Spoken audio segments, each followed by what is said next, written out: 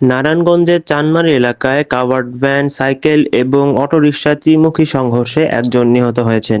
নিহত সাইকেল আরোহীর পরিচয় জানতে খোঁজখবর নেওয়া হচ্ছে। মামুন আল আবদুল্লাহর সহযোগিতায় সৈয়দ গোলাম মহিউদ্দিন, নারায়ণগঞ্জ।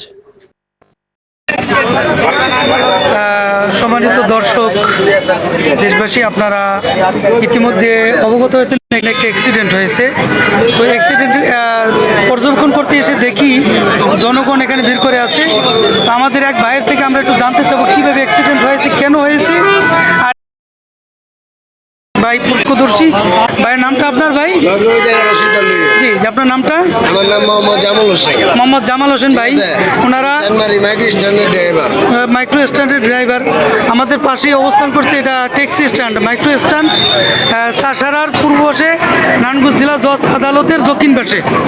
সেই আদালতের এই যে ট্যাক্সি স্ট্যান্ডের অপর পাশে ইউটার্নের এখানে অ্যাক্সিডেন্টটা হয়েছে। তো আমরা ওই ভাইয়ের থেকে, ভাইয়ের নামটা জন্য কি বলছিলেন? নাম মোহাম্মদ জামাল হোসেন। মোহাম্মদ জামাল হোসেন ভাই, আমরা একটু ভাইয়ের থেকে জানতে চাই এটা কিভাবে কি হয়েছে, আপনি কি দেখেছেন? আমি রাস্তার ওই পাশে ছিলাম। জি, একটা গভর্নমেন্ট যাইতেছে, একটা অটো আর একটা এই সাইকেল মারা গেছে। জি, সাইকেল। সে সংঘর্ষ হয়েছে। জি, সংঘর্ষ হয়ে বাড়ি খেয়ে পিছনে চেকার ট্রাকের তলা করে ট্র্যাকের নিচে কভার ভ্যান কন্টিনিউটার। জি জি, ঠিক আছে। জি জি জি, এখন এটার দায়ী কে? জি জি, এটার দায়ীটা কে? ট্রাকওয়ালা না সাইকেলওয়ালা না আমি অটোওয়ালা? বলেন আপনার বক্তব্যটা কি সেটা? এখন আমার বক্তব্য হলো, এই বাংলাদেশের ভিতরে যত অবৈধ অটো আছে, জি, ঠিক আছে, এটি নিয়ন্ত্রণ করতে হইব। এই অটোওয়ালা গলাইকা সাধারণ মানুষ মারা যেতেছে। আচ্ছা, আমি আপনার কাছে জানতে চাই অবৈধ অটো বলতে কি, এরা কোথা থেকে? অবৈধ এটা হইলে এটাই যে গভর্নমেন্টের রাস্তার ভিতরে জি, এই অটোওয়ালারা কোনো সরকারের ট্যাক্স দেয় না, এক, জি, আর লাইসেন্স নাই, দুই, আর এই গাড়ির কাগজপত্র নাই, তিন, জি, ঠিক আছে, সরকারি ট্যাক্স ফাঁকি দিয়ে এই অটো যে সরকারি রোডের ভিতরে চলতেছে, এরা পারমিশন পায় কোথায়? এটা পারমিশন পায় কোথা থেকে? এটার দায়ভার কে?